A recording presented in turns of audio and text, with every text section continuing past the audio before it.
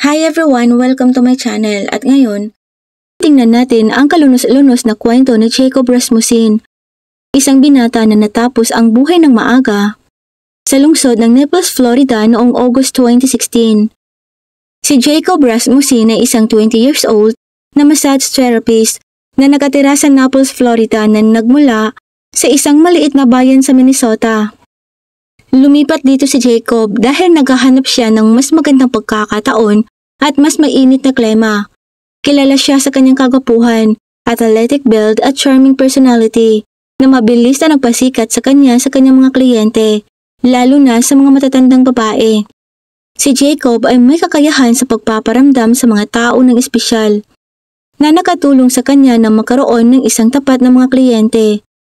Ang kagandahan at kagwapuhan ni Jacob ay nagdala rin sa kanya sa mundo ng sugar babies, kung saan sangkot ito sa sexual na relasyon sa mga matatanda at mayayamang individual kapalit ng mga regalo at suportang pinansyal.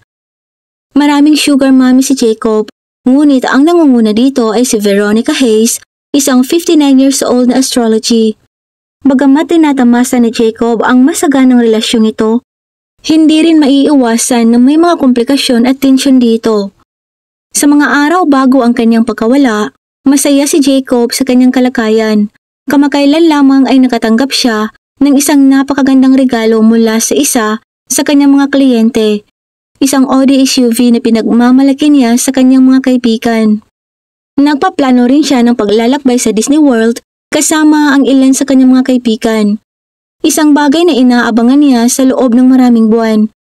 Ang Instagram ni Jacob ay napuno ng mga post tungkol sa kanyang mga plano, mula sa mga larawan ng kanyang bagong sasakyan hanggang sa mga countdown sa kanyang paglalakbay sa Disney. Si Jacob ay kilala sa kanyang nakakahawang ngiti at positibong saloobin. Hinahangaan ng mga kaibigan at kliyente ang kanyang ambisyon at ang kanyang buhay ay puno ng mga pangarap. Ngunit ang kanyang mga plano ay naputol sa isang trahedya at sa nakakagulat na paraan. Noong umaga ng August 12, 2016, sinimula ng kapitbahay ni Jacob Rasmussen na si Linda Martino ang kanyang araw tulad ng normal na pang-araw-araw na gawain. Si Linda ay isang 95 years old na retiradong guro sa paaralan mula sa Brooklyn na nakatira sa tabi ni Jacob sa Florida apartment complex.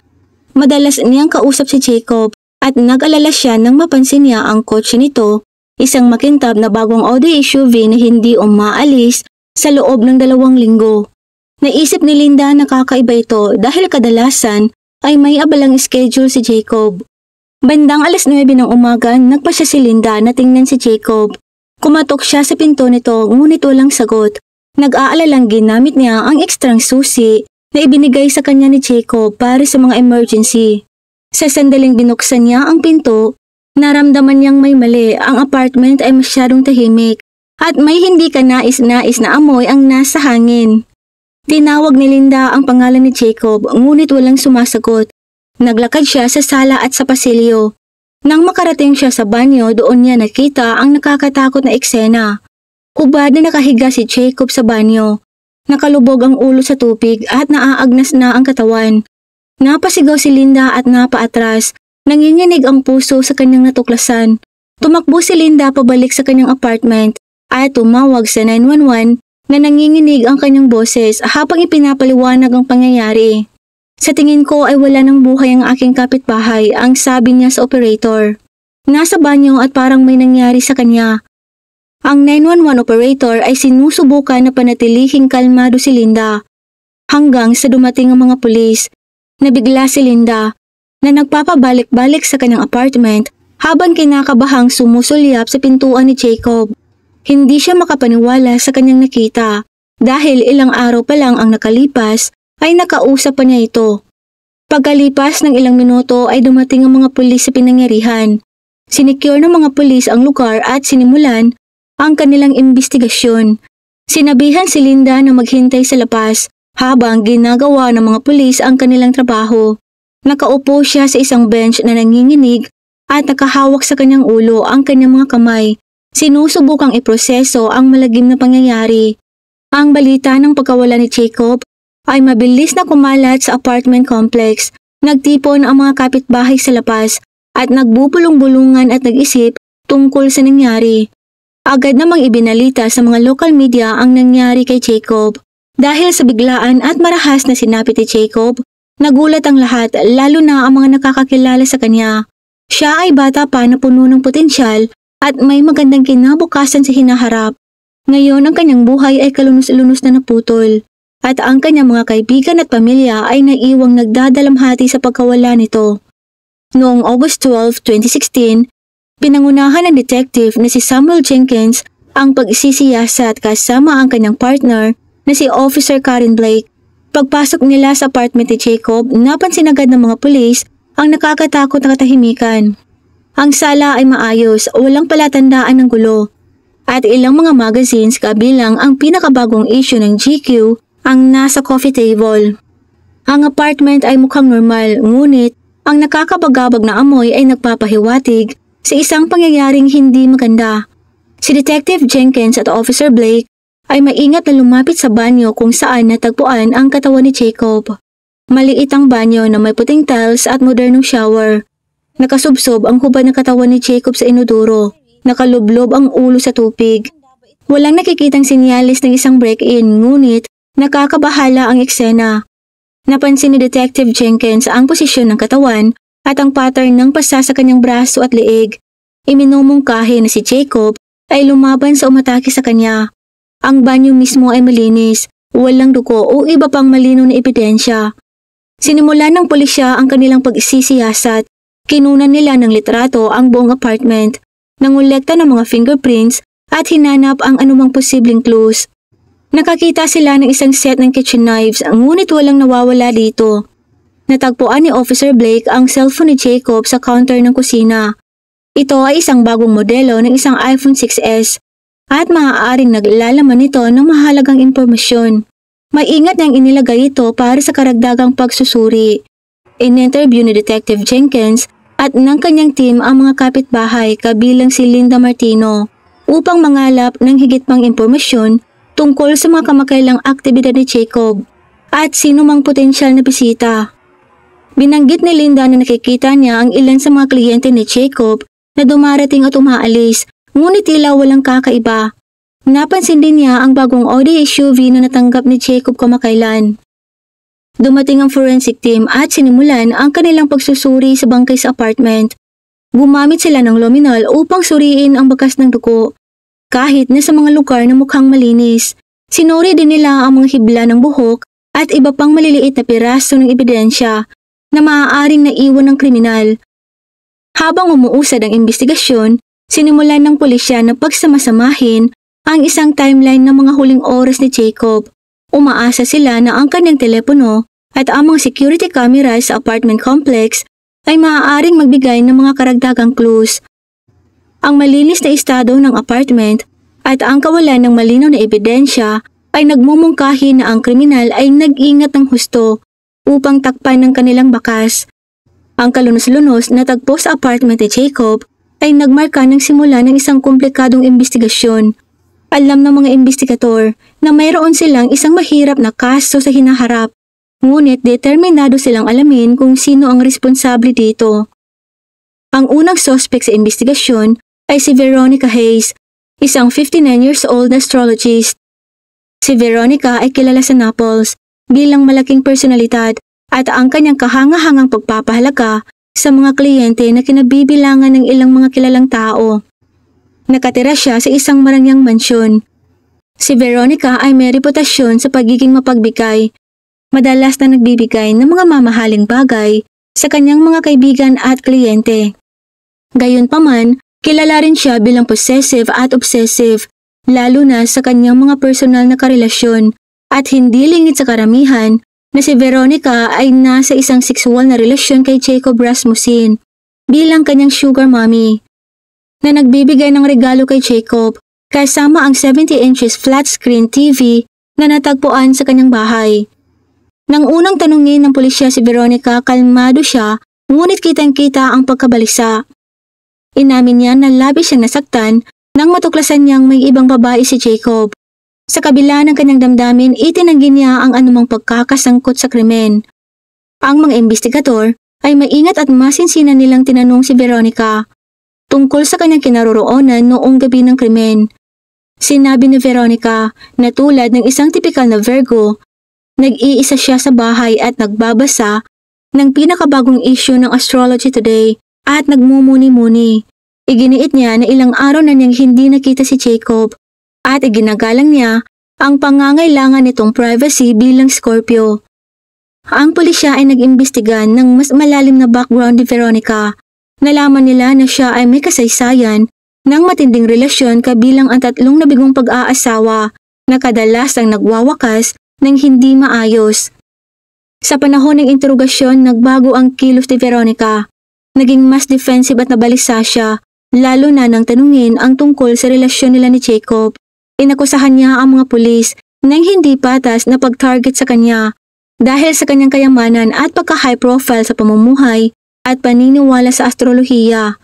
Sa kabila ng kanyang mga protesta, patuloy siyang pinipilit ng pulisya para sa mga detalye. Sinuri din ng mga pulis ang mga record ng telepono ni Veronica.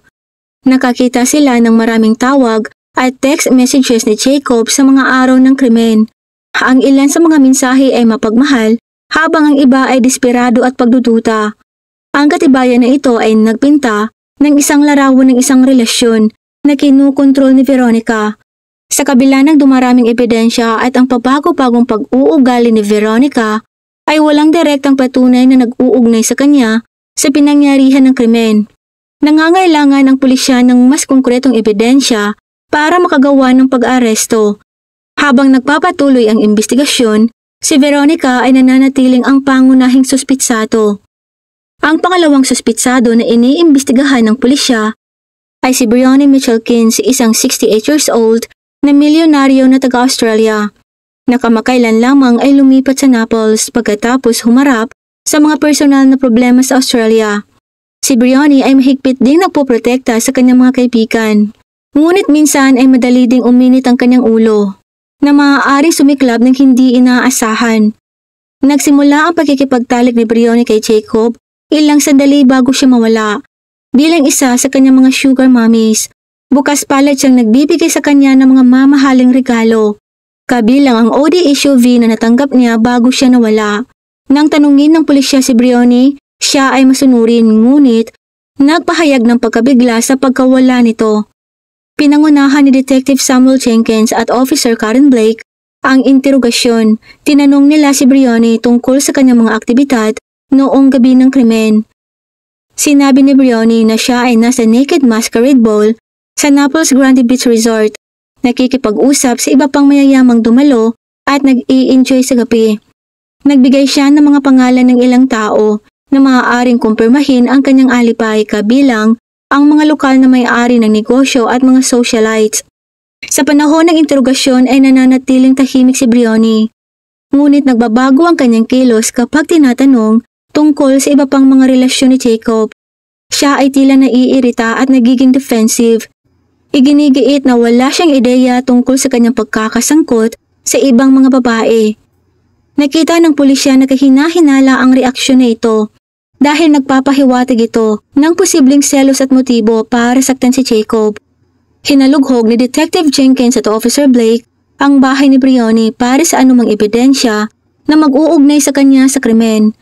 Nakakita sila ng ilang mamahaling regalo na binabalak niyang ibigay kay Jacob, kabilang ang isang jet ski na isang air hockey table at isang PlayStation 4 na nagpapahiwatig ng kanyang malalim na pamumuhunan sa kanilang relasyon. Bilang karagdagan, nakakita sila ng ilang malalaking pag-withdraw mula sa kanyang bank account sa mga linggo bago ang pagkawala ni Jacob. Iminumungkahi nito na malaki ang kinalaman niya sa buhay ni Jacob at handang gumastos ng malaking halaga para sa kanya. Natuklasan din nila ang isang serye ng mga text messages sa pagitan ni Briony at Jacob. Ang mga mensahe ay nagsimulang malandi, ngunit naging mas matindi, na nagpapahayag ng pagkadismaya ni Briony sa kakulangan ng pangako ni Jacob. Sa kabila ng kooperasyon ni Briony at malakas na alibay, nananatiling kahina-hinala ito para sa mga pulis dahil sa kanyang pagkakasangkot at ang kanyang matinding damdamin para kay Jacob, na posibleng nagbigay ng selos bilang motibo. Ngunit tulad ni Veronica Hayes, walang direktang ebidensya na nag-uugnay sa kanya sa krimen. Habang nagpapatuloy ang investigasyon, ang mga aksyon at koneksyon ni Briony kay Jacob ay ang dahilan kung bakit na mahigpit siyang binabantayan ng mga otoridad. Ang ikatlong suspect sa investigasyon ay si Marcos Dean, isang 21 years old na karibal ni Jacob Rasmussen. Si Marcos ay kilala sa Naples sa pagiging mapagkumpetensya at ambisyoso. Isa rin siyang sugar baby na nakikipagtalik sa mga mayayamang mag-asawa na naiinip sa kanilang intimate life. Si Marcos ay kilala na pinakamahusay sa kanyang larangan, palaging nagsusumikap na malampasan ang kanyang mga karibal. Sa sexual na pagganap at ang bilang ng mga sugar parents. Ang kanyang personalidad ay inilarawan bilang mainitan ng ulo at siya ay nagkaroon ng kasaysayan ng pakikipagtalo at pakikipag-away na kadalasan kapag ito ay nakainom. Tinanong ng pulisya si Marcos ilang sandali matapos matagpuan ang katawan ni Jacob. Inamin ni Marcos na naging magkaribal sila ni Jacob at parehong nag-aagawan para sa atensyon at regalo ng parehong mayayamang babae. Inilarawan niya ang kanilang relasyon bilang tense, ngunit iginigiit niya na bahagi lang ang lahat sa kanilang kompetisyon. Noong gabi ng pagkawala ni Jacob, sinabi ni Marcos na siya ay nasa isang local bar na tinatawag na Patty Murphy, kasama ang mga kaibigan na nagdiriwang ng isang party kasamang ilang mayayamang mag-asawa. Ibinigay niya ang mga pangalan ng kanyang mga kaibigan na makapagpapatunay ng kanyang alibay. Gayunpaman ang reputasyon ni Marcos sa pakikipag-away pagkatapos ng pag-inom ang nagtaas ng mga hinala tungkol sa kanyang posibleng pagkakasangkot sa pagkawala ni Jacob. Inilarawan ng marami si Marcos bilang agresibo at mabilis magalit, lalo na kapag nakaramdam siya ng pagbabanta o kawalan ng respeto. Ang ugali na ito kasama ang kanyang tunggalian kay Jacob ay nagbigay sa pulisya ng potensyal na motibo para sa pagtapos kay Jacob. Sa panahon ng interogasyon, si Marcos sa una ay nanatiling kalmado ngunit naging defensive nang tanungin tungkol sa kanyang kinaroroonan at relasyon kay Jacob at inakusahan ng pulisya na sinusubukang ipin ang krimen sa kanya dahil sa kanilang tunggalian. Hinalughog ng mga investigador ang apartment ni Marcos para sa ebidensya. May nakita silang ilang items na nag-uugnay sa kanya kay Jacob, kasama ang isang gold chain na ipinost ni Jacob sa social media na nagsasabing ito ay regalo mula sa isang kliyente. Natuklasan din ng pulisya ang isang serye ng mga text messages sa pagitan ni Marcos at Jacob. Ang mga mensahe ay nagsiwalat nang tumitinding tensyon kay Marcos na inaakusahan si Jacob ng pagnanakaw sa kanyang mga kliyente at pagbabanta. Sinuri din ng pulisya ang footage ng seguridad mula sa Patty Murphy noong gabi ng krimen. Kinumpirma ng footage ang presensya ni Marcos sa bar, ngunit nagkaroon ng 2 oras na gap kung saan hindi nakita si Marcos sa mga oras na ito na nagtaas ng hinala sa kanya dahil sapat na ang oras para gawin niya ang krimen at bumalik sa bar. Sa kabila ng dumaraming ebidensya at kahina-hinalang gawin ni Marcos, wala pa ring direktang ebidensya na nag-uugnay sa kanya sa pagtapos kay Jacob. Ipinagpatuloy ng pulisya ang mahigpit na pagbabantay kay Marcos sa pag-asang matuklasan ang higit pang impormasyon na maaaring kumpirmahin o maglabas sa kanya sa krimen. Noong August 22, 2016, ang Naples Police Department ay gumawa ng isang pambihirang tagumpay sa kaso ng pagtapos kay Jacob Rasmussen.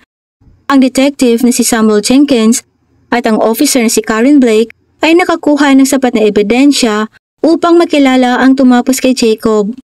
Si Veronica Hayes, isang 59 years old na astrologist, ay kilala sa kanyang maluho na pamumuhay at makapangyarihang personalidad. Sa kabila ng kanyang public charm, siya ay may dark obsessive side, lalo na sa kanyang mga karelasyon. Ang pagsisiyasat ay nagsiwalat na ang pagkahumaling ni Veronica kay Jacob ay naging mapanganib at matindi. Nagalit siya nang matuklasan niyang nakikipagtalik si Jacob sa iba pang matatandang babae at tumatanggap ng mga mamahaling regalo mula sa kanila, kabilang ang Audi SUV mula kay Briony Mitchell. Nag-init ang selos at galit ni Veronica noong gabi ng August 1, 2016. Kinumpirma ni Veronica si Jacob sa kanyang apartment tungkol sa kanyang bagong kotse. Isang pagtatalo ang naganap at sa sobrang galit, nilunod ni Veronica si Jacob sa sarili niyang palikuran.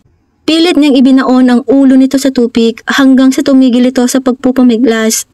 Pinagsama-sama ng mga investigador ang mga kaganapan sa pamamagitan ng footage na security at mga pahayag ng saksi at mga forensic evidence. Ang alibay ni Veronica na nagsasabing siya ay nasa bahay na nagbabasa ng Astrology Today at nagmumuni-muni ay hindi nakalusot nang makita ang mga talaan ng telepono. Nalaman nila na siya ay malapit sa apartment ni Jacob sa oras ng krimen. Higit pa rito sa forensic analysis, ang damit ni Veronica ay nagsiwalat ng mga bakas ng dugo ni Jacob na direktang nag-uugnay sa kanya sa pinangyarihan ng krimen. Noong umaga ng August 22, pumunta ang pulisya upang arestuhin si Veronica. Nagulat si Veronica at bumigay ang kanyang confidant habang siya ay nakaposas at dinala sa sasakyan ng pulis. Nagprotesta siya, inaakusahan ng mga pulis na pinupuntarya siya dahil sa kanyang yaman at status. Ang pag-aresto ay mabilis na kumalat sa komunidad ng Naples. Ang pamilya ni Jacob na nagdadalamhati ng kanyang pagkawala ay nakaramdam ng makahalong kaginhawaan at kalungkutan. Sila ay nagpapasalamat na ang kriminal ay nahuli, ngunit nadurog ang puso sa walang kabuluhang pagkawala ng kanilang anak. Si Veronica Hayes ay kinasuhan ng ikalawang antas ng pagtapos ng buhay. Ang kanyang paglilitis ay magbubunyag ng higit pa tungkol sa madilim na bahagi ng kanyang personalidad at ang kalunos-lunos na pagkahumaling na humantong sa kanya upang kitilin ang buhay ni Jacob. Ang paglilitis kay Veronica Hayes ay nagsimula noong October 2016. Ang silid ng hukuman ay puno ng mga reporters na miyembro ng komunidad at mga aktivista. Ang kaso ay nakakuha ng pambansang atensyon sa maraming tao na naiintriga sa kakaibang pagtatanggol sa astrolohiya. Ang prosekusyon na pinamumunuan ng District Attorney na si Martin Delgado ay nagpahayag na ang pagkahumaling ni Veronica kay Jacob ang nagtulak sa kanya para tapusin ito. Si Delgado, isang 45 years old na may reputasyon sa pagiging matigas sa krimen, ay nagpakita ng ebidensyang nakolekta ng mga investigador. Ipinakita niya sa hurado ang mga talaan ng telepono na naglalagay kay Veronica malapit sa apartment ni Jacob. Ang forensic evidence na nag-uugnay sa kanya sa eksena at ang mga pasa sa katawan ni Jacob na nagpapahiwatig ng pagkikibaka. Ipininta ni Delgado ang larawan ng isang babaeng natupok ng selos at galit na masinsinang nagplano at nagsagawa ng pagtapos. Tumawag siya ng mga saksi na nagpatotoo tungkol sa pagiging mapang-angkin ni Veronica at ang pagtaas ng galit nito sa iba pang mga relasyon ni Jacob. Malinaw ang argumento ni Delgado, naging nakakamatay ang selos ni Veronica. Ang abogado naman ng depensa na si Nancy Price ay kumuha ng isang diskarte. Si Price ay isang 50 years old na kilala para sa kanyang kakaibang taktika na nakatuon sa tinatawag na pagtatanggol sa astrolohiya. Iginiit niya na si Veronica ay hindi patas na tinatarget dahil sa kanyang zodiac sign. Nagdala si Price ng mga eksperto na nagpatotoo tungkol sa mga katangian ng Virgo na nagbibigay diin na ang mga aksyon ni Veronica ay naiimpluwensyahan ng kanyang mga katangian sa astrolohiya. Si Veronica mismo ay may ingat na nanindigan na nagsasabing siya ay biktima ng diskriminasyon. Iginiit niyang wala siyang intensyon na tapusin si Jacob at ang insidente ay isang trahedyang aksidente. Ang kanyang patotoo ay suportado ng mga grupo tulad ng Virgos United at mga Amerikano laban sa diskriminasyon sa birth sign na nagprotesta sa labas ng courthouse. Sa buong paglilitis ay nagsagawa sila ng mga karatula na humihiling ng patas na pagtrato para sa lahat ng mga palatandaang astrological at tinutuligsa ang kawalang katarungan laban sa mga pharaohs. Sa kabila ng matibay na kaso ng prosekusyon, nabaligtad ang hurado sa argumento ng depensa. Noong November 15, 2016, si Veronica ay napatunayang nagkasala ng manslaughter sa halip na pagtapos ng buhay. Hinatulan siya ng hukom ng 10 taon na pagkakakulong. Isang desisyon na ikinagulat ng marami na umaasa ng mas malupit na parusa. Nasiraan ng loob ang pamilya ni Jacob sa hatol. Nadama nila na hindi patas ang hustisya at ang kayamanan at impluwensya ni Veronica ay may papel sa kanyang mas magaan na sentensya. Ang mga kaibigan at taga-suporta ni Jacob ay parehong nagalit.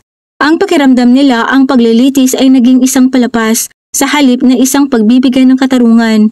Ipinagdiwang ng mga taga-suporta ni Veronica ang hatol na tinitingnan nito bilang isang tagumpay laban sa diskriminasyon sa astrolohiya. Ang paglilitis at ang resulta nito ay nagbunsod ng malawakang debate. Pagkatapos ng paglilitis ni Veronica Hayes, ay nagsilbi ito sa kanyang 10 taong sentensya sa Florida Women's Reception Center. Isang katamtamang seguridad na bilangguan na matatagpuan sa Ocala. Ang kanyang paglilitis ay nakakuha ng malaking pansin ng media at siya ay naging isang kontrobersyal na figura. Patuloy niyang sinasabing siya ay biktima ng diskriminasyon dahil sa kanyang astrological sign. Gamit ang library ng bilangguan, nagsulat siya ng mga liham at artikulo tungkol sa kanyang karanasan. Ang kanyang kaso ay nananatiling paksa ng talakayan sa astrological at legal na mga usapan. Ang pamilya ni Jacob Ramusin sa Minnesota ay nahirapang makayanan ang resulta ng paglilitis. Nadama nila na ang 10 taong sentensya ay masyadong maluwag para sa isang krimen na kasing lupit ng pagtapos kay Jacob. Ang media ay madalas na nagka-cover sa kanilang mga reaksyon na nagpapatingkad sa kanilang pagkabigo at kalungkutan. Sila ay nagpatuloy sa pagtataguyod para sa mas mabigat na parusa para sa mga ganitong uri ng krimen at hinahangad na panatilihing buhay ang alaala ni Jacob. Maraming salamat po sa panunood. Kung hindi naman po kalabisan, paki-like at subscribe po sa aking channel. And as always, keep safe everyone.